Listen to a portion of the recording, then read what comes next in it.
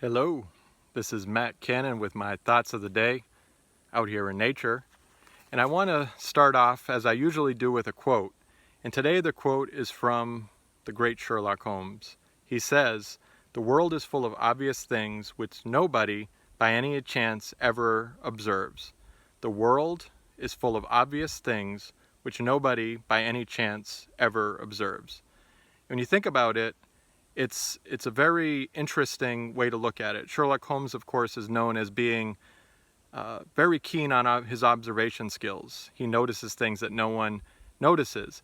And I want to give you a little story, a true story from history that illustrates his point. The world is full of obvious truths that nobody ever observes. And the story is about Alexander the Great. Alexander the Great, as you know, is a interesting figure of history. He has all kinds of stories about him, but I'm going to tell a story that's a little bit not quite as known. And so his dad, Philip II of Macedon, was like the king of the whole area, and he was contrasted with Alexander at an incredible level. And there was a point where this guy Philonicus was in the square selling a horse, and the horse's name was Bucephalus. And he was selling the horse for 13 talents, which is, at that time, was a pretty good amount of money. It was equivalent of like $8,000. If you look up a talent's value now, it would be way higher. But again, to put in prospect, it was there. And so this huge, beautiful horse comes onto the scene, but the horse is wild. It's basically, it's kicking and neighing and making all types of crazy noise. And Philip says to the man who's selling the horse, he's like, "Why are you bringing me this horse? This horse is untamable." And he says, "Get it out of here." And so Alexander comes up and he basically says, "How would you miss out on such a great, fine horse? Clearly it's the person who's managing it who's having a hard time, not necessarily the horse's fault." And when you think of that, it's a pretty bold thing to say in front of everyone there. And so and Alexander goes a step further. He says, if I can tame the horse, I'll be able to get it. And if I can't, I'll pay for it. So he basically makes a wager with the king, for all intents and purposes, in front of the whole courtyard. And, you know, it's pretty bold. And of course, the king is looking at him in his youth and bluster and being like, okay, what's going on here? And so Alexander, he walks up to the horse and he noticed an obvious thing that nobody ever observed, but Alexander saw it. And what he noticed was the horse was facing the sun a certain direction and the shadow was spooking it. So because of the way the sun was coming in, it was hitting the horse, and the horse was right in direct path of seeing a shadow, and it was spooked by a shadow.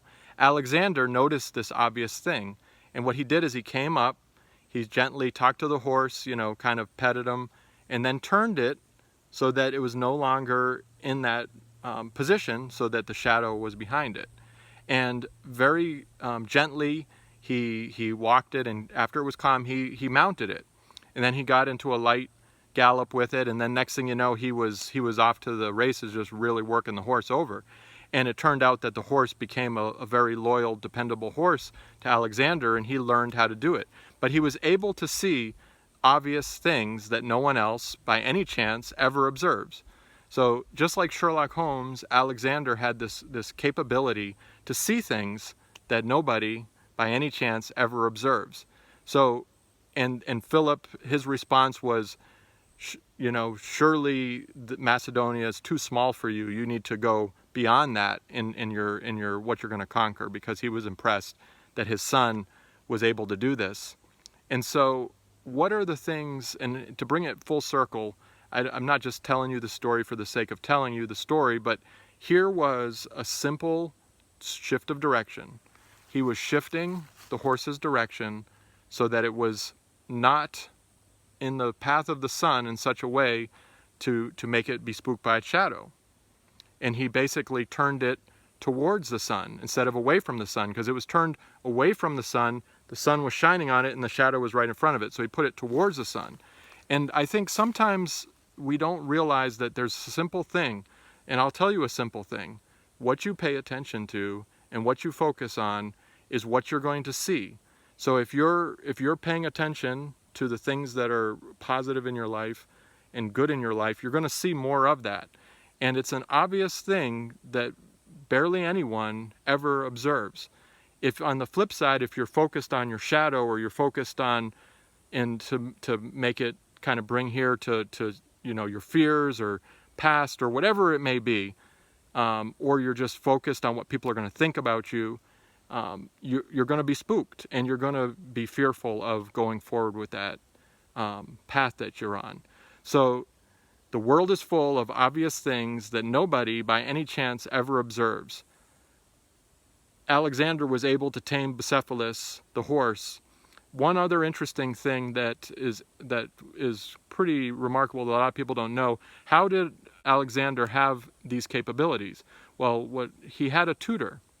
He had a really, really good tutor. And a lot of people don't know this either, but his tutor was Aristotle.